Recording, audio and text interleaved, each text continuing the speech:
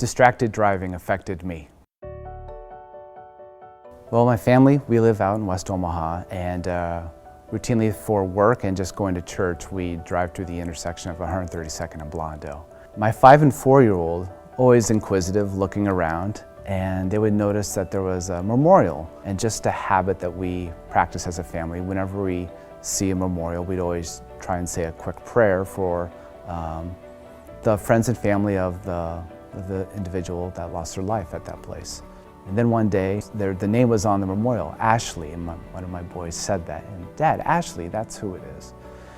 So we started praying for Ashley, and my boys would start asking me more questions, and I didn't know the answers, and they wanted to know about Ashley's family, because we were praying for Ashley's family whenever we drive by there. After some sleuthing, it turned up the story of what happened to Ashley Wooden and her family. She was on her way home from buying a cross necklace from, her own money that she had saved up from babysitting, and she was in the car with her family members, and they were, broadsided by a vehicle, by someone who broke the law and wasn't paying attention. As a new parent, losing your own child, that's hard to imagine, and for me, it just made me want to pray even more for her family. Sometimes in tragedy, there's uplifting stories, and how, as a Christian, I believe that God can work all things out for good for those who love Him. And just hearing the story of how she became an organ donor, her parents did that, and like 6 other people received her organs because of that. And through her story, and how it still lives on today, I am confident that that's going to be used for good, and that her memory won't be in vain.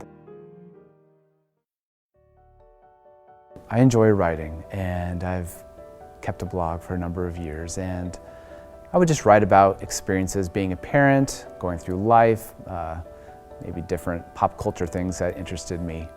But with Ashley's story and just how we came to learn more about it and how it impacted my boys, I wanted to write about it because it was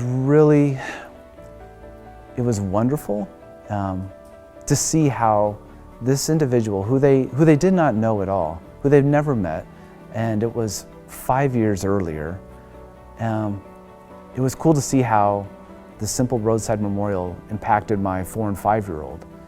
And I also wanted to write about Ashley. I mean, here was someone in our community who I had never met. Their story impacted my family, and I was grateful for it, even though it was a tragedy and it was a dark day.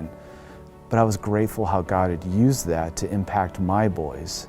It's wonderful to see that her story continues to live on, and that while in that moment in 2007 it was a dark moment, that in 2018 it's a moment of hope, it's a moment of light, and hopefully it can be a transformative moment for people in our community to learn from that.